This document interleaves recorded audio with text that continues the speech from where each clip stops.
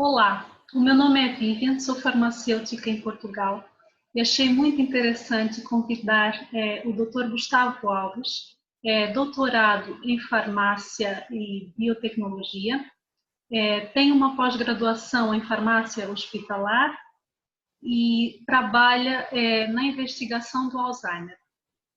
Portanto, eu achei muito interessante divulgar aos brasileiros em geral e aos portugueses também um farmacêutico bastante aplicado aqui na área do Covid-19. Então, a minha primeira pergunta é como é que está correndo a epidemia no Brasil e o que o doutor considera que seja diferente esta epidemia, esta pneumonia provocada pelo coronavírus das outras pneumonias vulgares de comunidade que nós temos? Bom, primeiramente, obrigado pelo convite aqui para a conversa. A epidemia no Brasil, ela, tal como já previmos, ela vem adquirindo uma evolução bastante rápida. Infelizmente, a questão do crescimento, do índice de contaminação, ele vem tendo números crescentes.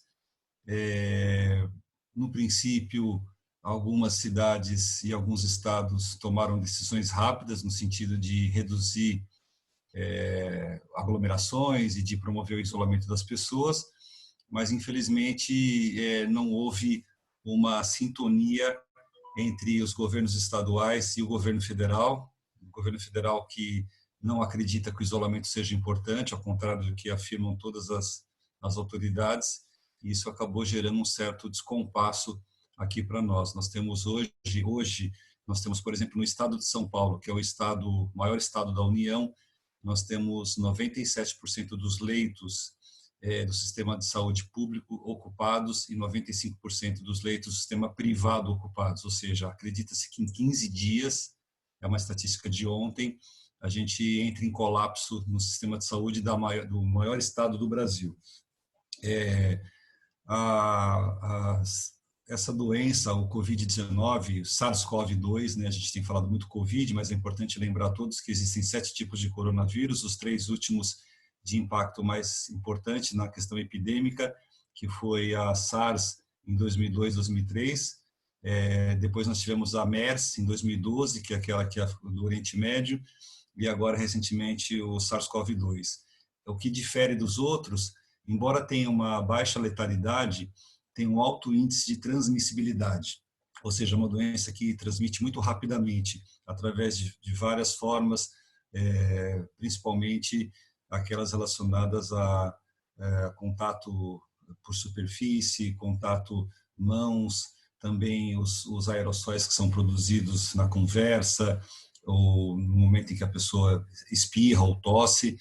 E a grande diferença, para responder a sua pergunta, é que existe um comprometimento sistêmico, inicialmente um comprometimento respiratório, e depois esse comprometimento ele vai afetar outros órgãos, principalmente pessoas que já têm comorbidades, como cardiopatas, como diabéticos, pessoas obesas. Então, acho que essa seja a grande diferença até esse momento, porque a gente a cada dia vai descobrindo novas particularidades, as funções de coagulação também são afetadas. Então, basicamente é isso, é um vírus novo.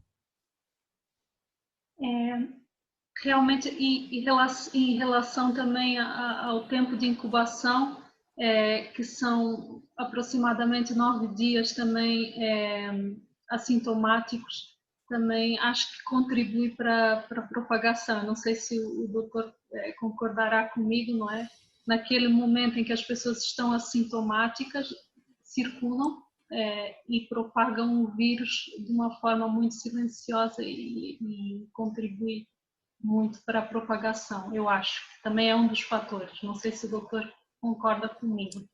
Sim, concordo, porque se fala-se aí em 85% de pessoas assintomáticas, os outros 15% vão apresentar algum tipo de sinal da doença, desses 15, cerca de 5% podem ser admitidos numa terapia intensiva, e a letalidade dessa doença ficaria em torno de 1,5%, 1,3%, é uma coisa nessa média, mas uma média geral. Se a gente pegar, por exemplo, o idoso, que é a nossa grande preocupação, eu trabalho com idosos aqui, trabalho com pesquisa em doença de Alzheimer, o idoso chega a níveis de 15% de letalidade. Então, essa questão do assintomático, ela é preocupante justamente porque as pessoas, por exemplo, jovens, aqueles que têm uma questão imunológica mais completa, isso também não quer dizer que não possa pegar a doença, né? Mas eles muitas vezes acabam trazendo o vírus para casa ou levando para locais onde residam pessoas mais idosas. Acha que por trás disso tudo haverá algum mecanismo fisiológico, é a idade nesse caso, mas a nível proteico relacionado com a ACE2, não é? Com a proteína receptora do vírus? Acha que ela também predispõe para a doença? Sim, porque isso já é uma constatação que se tem, porque essa proteína, ela, digamos que é o meio ligante que permite que o vírus deposite o seu material dentro do organismo. Então, essas proteínas que estão ali justamente na membrana do vírus, elas vão se conectar com a AC2, né, com a angiotensina do tipo 2, com a conversora de angiotensina tipo 2, e é ali que se dá início. A expressão dessa proteína que pode definir o grau de suscetibilidade da pessoa a ter mais propensão a apresentar a doença, né? A expressão dessa proteína. E no Brasil foi feito algum tipo de controle ou evitamento de quem toma tanto medicamentos para atenção e que atuam nessa enzima? Ou Não, não? no início, logo no mês de março, quando começaram as primeiras investigações, houveram algumas recomendações, inclusive de agências sanitárias de outras partes do mundo, da Europa também, dos Estados Unidos, com relação aos inibidores da enzima conversora de angiotensina, né, o captopril, enapril, lisinopril, etc., e também ao uso do ibuprofeno, que foi uma outra droga que foi muito discutida com relação à expressão desses receptores. Mas logo em seguida, as próprias autoridades elas preferiram não recriminar, porque houve o receio de que as pessoas então deixassem de se medicar, pessoas hipertensas, porque se verificou que essa relação não era tão preocupante a nível de ter que proibir esses medicamentos. Então, esses medicamentos continuam sendo utilizados normalmente. Aqui também, em Portugal, a nível do Infarmed, que é a nossa entidade reguladora do medicamento, não é? Eles também emitiram um comunicado em que não havia uma evidência óbvia entre a utilização do ibuprofeno e o agravamento da doença, embora anteriormente houve alguma indicação, alguma sugestão dessa situação. Portanto, é de esclarecer que realmente as pessoas podem tomar o ibuprofeno, não é? Embora, não sei, eu preferiria talvez o paracetamol, não sei se o doutor concorda, se não... Bom, eu tenho que ser sincero, eu preciso ser sincero com você, eu tenho sérias restrições com o paracetamol, mas respeito às opiniões contrárias. Na minha opinião, o paracetamol é uma droga que já há muito tempo deveria ter sido banida do mercado farmacêutico, mas eu acho que comparando com o ibuprofeno, talvez nessa questão do SARS-CoV-2 e da questão das receptores aí das proteínas, talvez seria uma boa opção o paracetamol. Pronto, fica para outra reunião a questão do paracetamol. Então, sabendo que o doutor é um especialista na área do Alzheimer, o que nos pode dizer relativamente ao excesso de medicação que esses doentes já fazem, não é? A debilidade física, a debilidade até na compreensão, não é, da doença. O que o doutor pode deixar como sugestão, não é? O que eles podem tomar, o que para quem acompanha pode fazer, não é? Porque como é que pode explicar? E eu imagino que as pessoas que estão acompanhando os doentes de Alzheimer, porque eu trabalhei em farmácia comunitária, há uma carga psicológica muito forte para quem acompanha, porque são pessoas que dão bastante trabalho, dependendo da evolução da doença. O que o doutor acha que... O que recomendaria no geral? Bom, a doença de Alzheimer, ela, como todos sabem, é uma doença que não tem cura, mas ela tem tratamentos específicos. E dentre esses tratamentos, os que são recomendados, os mais utilizados, a gente acaba usando duas opções terapêuticas. Ou nós vamos usar os anticolinesteráticos, que são os inibidores da enzima acetilcolinesterase e da butirilcolinesterase, ou vamos usar os antagonistas dos receptores de glutamato, os chamados NMDA. Aqui no Brasil, as drogas são a memantina, que é o antagonista de glutamato, e dos inibidores de esterase nós temos a rivastigmina, o donepezil e a galantamina. Esses medicamentos, Vivian, eles têm uma característica de inibição das enzimas, sim, mas alguns efeitos colaterais também que são marcantes, como cefaleia, como dores epigástricas, como náusea, como vômito, redução do peso, etc. E a própria doença de Alzheimer tem como característica, no seu quadro evolutivo, problemas respiratórios. As pessoas não morrem de Alzheimer, as pessoas morrem em decorrência da doença de Alzheimer. A maior causa relacionada à morte por Alzheimer são os problemas respiratórios. Quase que 65%, 60% das pessoas elas acabam adquirindo algum problema respiratório, como pneumonia, etc. Mas em virtude desses medicamentos terem muitos efeitos colaterais, reações adversas, o médico é obrigado a lançar mão de outras drogas para tentar compensar esses efeitos colaterais. Então, por exemplo, a pessoa toma rivastigmina e tem náusea, o médico prescreve a bromoprida para tentar balancear isso, ou omeprazol, aí vai prescrever algum produto para melhorar o funcionamento do intestino, porque essas drogas podem constipar. Então, no final das contas, a gente chama aqui de cascata iatrogênica. Essa pessoa vai estar tomando talvez 8, 10 medicamentos de uma vez só. Então, é muito complexo. E diante dessa pandemia, primeiro, é a restrição total dessas pessoas na questão do isolamento, porque elas são muito suscetíveis pela questão do problema respiratório. E segundo, é a administração desses medicamentos sempre de forma organizada, mas lembrando que, caso haja suspeita e a pessoa venha a desenvolver a doença, ela não pode deixar de tomar os medicamentos da doença de base. Essa é a recomendação que eu tenho feito. Então, vamos imaginar que o paciente seja admitido no hospital, seja internado, e ele evolua para um quadro pior, não pode deixar de tratar a doença também. Então, esse é o grande desafio, porque, claro que todas as atenções estarão voltadas para tratar a infecção viral, mas, por outro lado, precisa continuar tratando a doença, a demência, porque ela não tem cura, mas a única forma da gente reduzir o avanço dela, ou da gente, digamos que, prorrogar o avanço, é usando esses medicamentos. Então, ela não pode deixar de fazer uso dos medicamentos.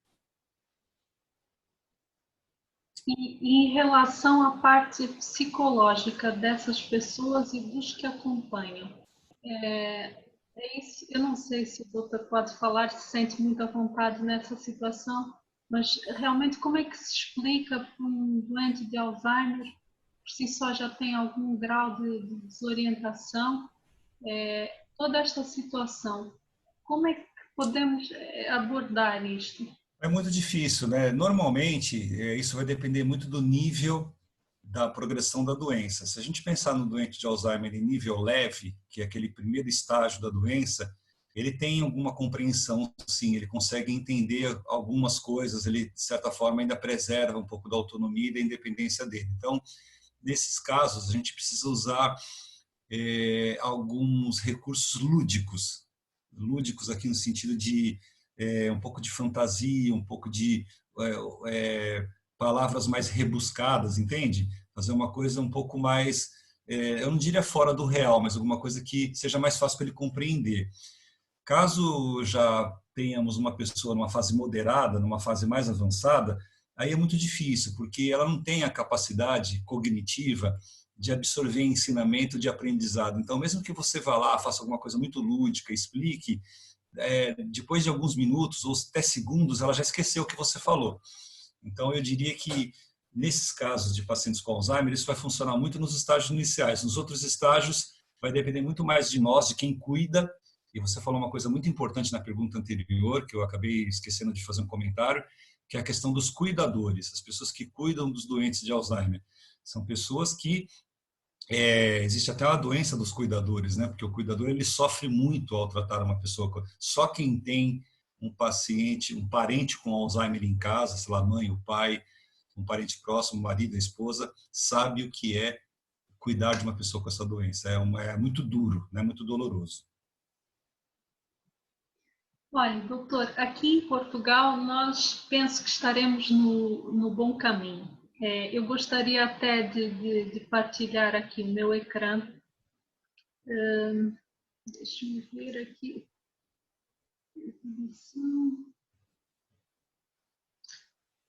Temos cerca de 1.200 óbitos atualmente. Eu não vou partilhar agora porque não estou aqui a encontrar. E estamos já na fase de desconfinamento, ou seja, a pouco e pouco estamos saindo para a rua, estão abrindo as creches, com alguma precaução, não é? Já se pode ir à praia, embora sejam só os surfistas neste momento, mas já estão sendo criadas regras de distanciamento para locais públicos. Portanto, eu penso que estamos no bom caminho. Também temos uma vantagem que eu acho que o Brasil não tem, não temos uma densidade populacional tão elevada, ou seja, as pessoas não vivem tão próximas, mesmo as capitais não há tanta densidade populacional como acontece, por exemplo, em São Paulo. Realmente, para entrar num transporte público, a realidade é totalmente distinta, não é? E eu acho que isso é uma vantagem para Portugal e os países mais pequenos. E neste momento vive-se aqui outra preocupação já, que realmente a pneumonia é complicada, mas agora nos preocupamos com as pessoas que ficaram de lado, que não se trataram, porque houve uma modificação de todo o nosso Sistema Nacional de Saúde, não é? Feito para tratar realmente esta pandemia. No entanto, alguns doentes oncológicos não foram seguidos, ou não houve detecção, ou algumas situações, portanto, crônicas não foram acompanhadas. O que acha disto tudo? Portugal é um país pequeno e eu acho que vai dar para controlar, não é? Mas no Brasil, o que se espera? Eu acho que os problemas são muito semelhantes. A gente também vem sofrendo situações muito parecidas com as pessoas que têm doenças crônicas, pessoas que tinham cirurgias agendadas, pessoas que têm tratamento de câncer, porque tudo foi paralisado, ou quase que tudo paralisado, porque os hospitais começaram a dar prioridade para atender as pessoas doentes de Covid. Então, os leitos de UTI, as enfermarias, tudo foi mobilizado para atender as pessoas vítimas da pandemia. Sendo assim, pessoas que faziam tratamento regular, como eu disse, que tinham cirurgias agendadas, pacientes que tinham que fazer quimioterapia, que é o tratamento para o câncer, tiveram interrupção. Aqui no Brasil, e particularmente em São Paulo, e o que se reflete no resto do país, a gente também tem um sério problema com os moradores de rua, com as pessoas que não têm casa, que moram na rua, pessoas que já têm uma condição social e econômica muito ruim, mas que com essa pandemia elas ainda ficam mais expostas a se contaminarem. Estamos vivendo agora aqui, estamos próximos do início do inverno, ainda não no inverno, mas as temperaturas já caíram bastante aqui no Brasil, então o momento ruim lá para julho é o que especula as autoridades, é o momento mais crítico, que é o momento que as pessoas vão estar mais expostas. Então, eu acho que a questão é muito parecida com o que você falou aí. Aqui também os atendimentos médicos foram suprimidos, tudo em detrimento. A gente tem muitos hospitais de campanha, isso é importante dizer, muitos hospitais que foram erguidos, todos estão praticamente lotados para atender as pessoas. Então, é um esforço que vem sendo feito, mas eu digo novamente o que eu falei no início da nossa conversa. Infelizmente, as autoridades aqui demoraram um pouco para iniciar as ações, e quando iniciaram, não houve digamos, um apoio, houve sim um descompasso com relação às autoridades federais, que ainda continuam afirmando que não precisa de isolamento, que o isolamento é desnecessário. Enquanto isso, as pessoas morrem, e ontem o nosso número aqui no Brasil ultrapassou a casa de 16 mil pessoas mortas. 16 mil com relação à doença, porque a gente tem muitos casos que foram subnotificados, muitas pessoas que morreram e não fizeram o exame, mas acredita-se que possa ser, mas assim, notificado 16 mil, um número muito alto. Bastante, bastante. Em relação ao tratamento, eu sei que houve no Brasil uma grande polêmica relativa à hidroxicloroquina e à cloroquina. Aqui em Portugal não houve essa exposição mediática toda relacionada com o vosso presidente e também com o Trump, não é? O presidente dos Estados Unidos. Eu posso dizer aqui como minha experiência, não é? Nós dispensamos há muitos anos a cloroquina e hidroxicloroquina no âmbito da malária e da artrite. É uma dispensa até não é muito elevada, mas é comum. E nunca se falou muito da segurança desse medicamento. De repente surgem artigos científicos dizendo que já foi utilizada para tratamento a hidroxicloroquina em epidemias anteriores e que neste momento até seria adequada. E há aqui toda uma polêmica e eu acho que até nem há um balizamento, ou seja, quais são afinal os grupos que não devem de tomar esse medicamento, quais são os grupos que podem tomar e realmente qual é a eficácia, o que o doutor pode me dizer desse assunto? Eu posso dizer que, primeiro, precisa haver uma compreensão do que é artigo científico, o que as pessoas consideram como artigo científico, o famoso paper, né? Segundo, em se tratando de um artigo científico, quais foram os critérios para se fazer esse artigo? Quando a gente fala em critérios, é metodologia. Terceiro, entrando ainda na questão do artigo científico, esse artigo científico teve um grupo controle, ele foi um estudo feito com randomização, foi um estudo aleatório. Então, o grande problema da cloroquina, a cloroquina é uma droga, e todos sabem, ela é usada desde o século XVII. Os índios aqui no Peru, aqui na América Latina, já usavam a cloroquina com propriedades antimalária ou com propriedades para afecções com dores, etc. Os americanos estudaram a cloroquina no final da Segunda Guerra, os russos também, depois foi descobrir que os alemães, já desde 1932, já tinham composto a base de cloroquina para malária. A questão é que a gente começou a falar da cloroquina aqui, porque houveram alguns trabalhos científicos, alguns artigos, como aquele feito na França, e que trouxeram, aparentemente, algum resultado positivo. Só que, ao se olhar esse artigo, ao se esmiuçar, analisar o artigo, se viu que o número de participantes era muito pequeno, eram 30, não houve grupo controle, não se monitorou em que estágio da doença estava. E só que por uma questão, Vivian, eu digo, talvez de desespero, ou talvez de alguma coisa para se apegar como esperança, começou a se apostar na cloroquina. E uma fala irresponsável do presidente Trump e depois do presidente da República aqui do Brasil, acabaram endossando. E aí houve uma corrida aqui no Brasil, para você ter uma ideia, aí vocês, nossos queridos irmãos portugueses, para vocês terem uma ideia, aqui no Brasil, quando se falou da cloroquina, em 2 dias, os estoques de cloroquina em todas as farmácias do Brasil acabaram, não se achava mais. Eu tenho colegas, alunos e amigos que trabalham em farmácia, donos de farmácia, pessoas que foram nas farmácias e compraram 5 caixas, 10 caixas para estocar em casa, como se estivessem comprando a cura da pandemia, e não é verdade. Então, os resultados que agora têm sido publicados, houve um trabalho publicado na semana passada da Universidade de Colômbia, nos Estados Unidos, que mostra, foi feito com mais de cerca de 1.300 pessoas, que não atesta nenhum resultado. Vários trabalhos agora têm sido feitos. Aqui no Brasil tem 2 grandes grupos que foram formados para pesquisar essa droga.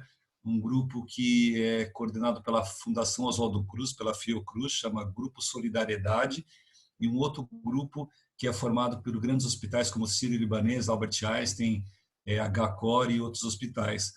E o estudo está em andamento ainda, mas vários trabalhos que têm sido publicados não atestam, e o pior, mostram o impacto negativo desse medicamento, porque é um medicamento que, mesmo quando ele é usado para malária, ele é muito usado também para doença reumática, como lúpus, e doenças autoimunes, desculpe, e algumas doenças reumáticas autoimunes.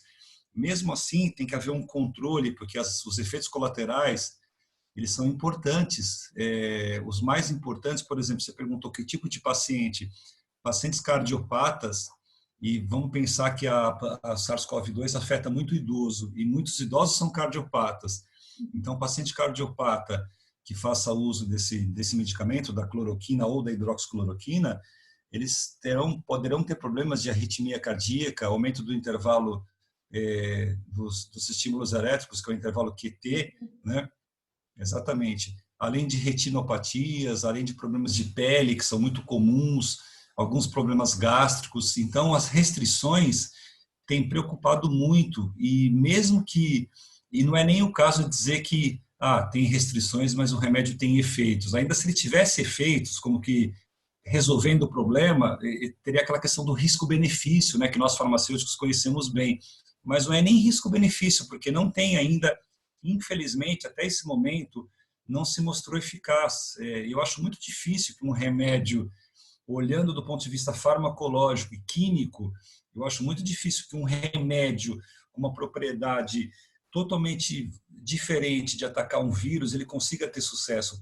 Eu vejo a possibilidade de você, através de vacinas, como a gente tem aí quase 100 estudos, uma matéria da revista Nature na semana passada mostrou todos os estudos de vacinas na tentativa de tratar a doença, mas a hidroxicloroquina, até esse momento, ela infelizmente é o que a gente chama aqui no Brasil de ouro de túmulo. Pronto. É assim, eu aqui tive lendo as orientações do Infarmed e realmente aparece como um dos possíveis tratamentos, além de outros, não é? Outros antirretrovirais.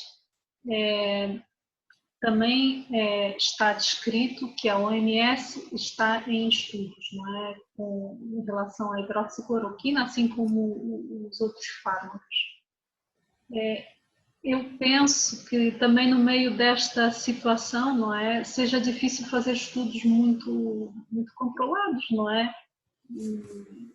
E é assim, em tão pouco tempo se dê resposta a uma urgência de tratamentos. É quase tudo muito experimental, não é? Ou eu estou enganada? Não, é possível você fazer um estudo controle. A gente já teve situações, eu quero lembrar as pessoas que o AZT, quando começou a ser usado para AIDS, isso lá em 1987, o AZT era um remédio que já existia desde os anos 70, que era para tratar alguns tipos de câncer, e foi o primeiro remédio usado para tratamento da AIDS, foi o AZT. Quando a gente começou a usar AZT, muito tempo depois é que a gente começou a usar inibidor de protease, saquinavir, 3-TC, favirenz, indinavir, etc. Então, esses medicamentos passaram por estudos clínicos. É possível você fazer um estudo clínico organizado, é possível você fazer avaliação, é possível você fazer contagem viral, é possível. Mas, como eu disse para você, talvez por essa situação de desespero, né, começou a se utilizar e os estudos não foram trazendo resultados, as pessoas foram morrendo, e as pessoas que melhoravam, talvez, será que melhoraram por causa do remédio? Porque muitas pessoas, o índice de cura é alto para essa doença. Como eu falei no início da nossa conversa, a taxa de transmissibilidade do SARS-CoV-2 é grande, mas a taxa de letalidade é baixa. Se você comparar a taxa de letalidade do SARS-CoV-2 com o Ebola ou com a MERS,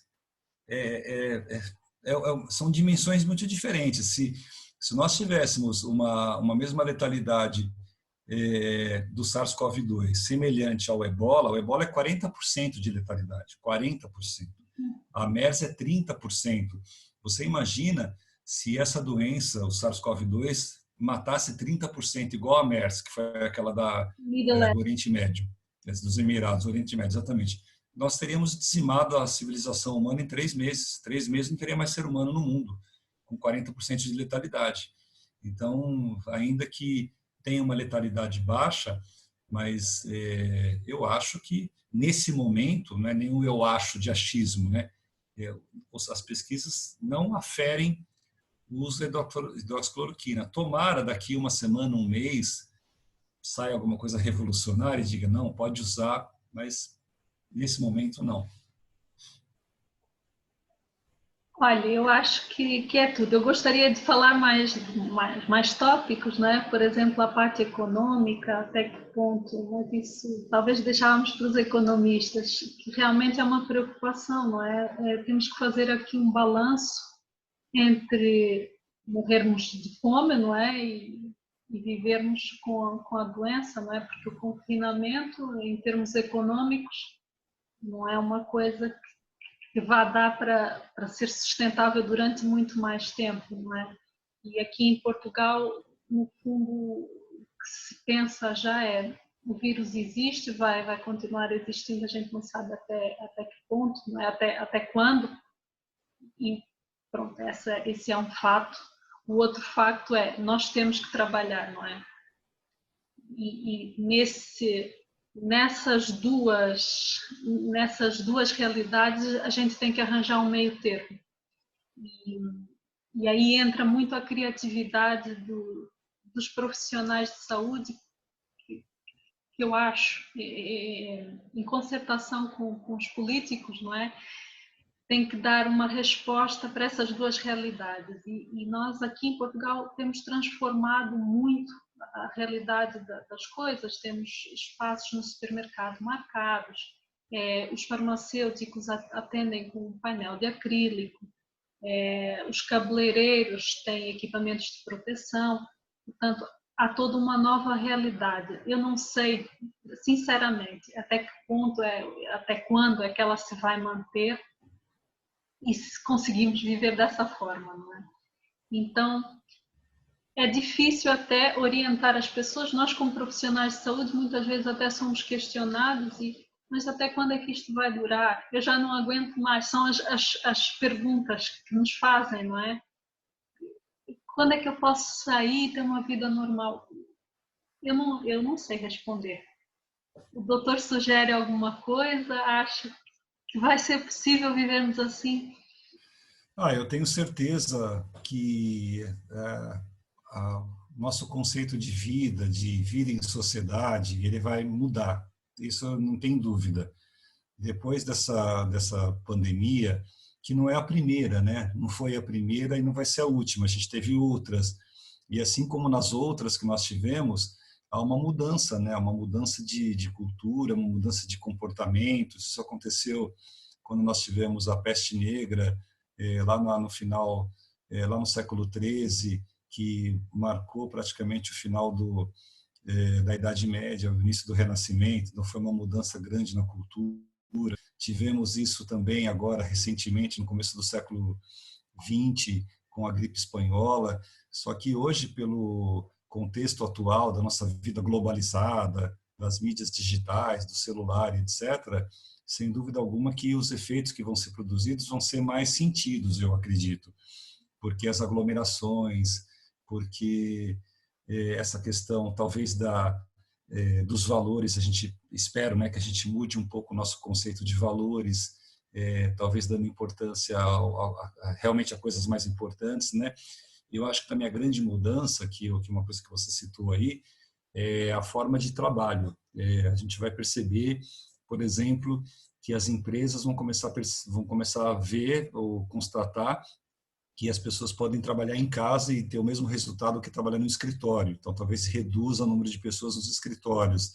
As universidades vão ser obrigadas a usar cada vez mais o ensino à distância. Eu sou professor universitário há exatamente 22 anos, e sempre com aula presencial, e sempre como se falava na universidade, vamos fazer aula à distância, tinha uma certa assim, resignação, né? Mas agora não vai ter como, agora vai ter que se usar. A gente está dando aula à distância há 2 meses e meio. Então, acho que também vai ter uma mudança nessa questão da aula à distância. E mesmo nas aulas presenciais, aqui no Brasil, já se fala que quando as universidades voltarem, vai ter um limite de alunos por sala. Estão falando em 25 alunos, não vai poder mais ter salas com 40 pessoas, por exemplo, né? As bibliotecas, está se falando também em uma pessoa por mesa. Aquela mesa que cabia 6, 7, 8 pessoas vai ter só uma. Então vai ter uma mudança radical. Nós vamos ultrapassar esse problema. Essa pandemia vai passar. Daqui a alguns meses, ela, para alguns países mais rapidamente, para outros não. Mas as marcas que ela vai deixar sociais e de comportamento vão ser muito grandes, sem dúvida alguma. Então, acho que estamos conversados por hoje, não é? Muito obrigada pela sua participação. Espero que hajam mais encontros assim, esclarecedores, interessantes. E muito obrigada. Eu que agradeço. Muito obrigado. Até a próxima.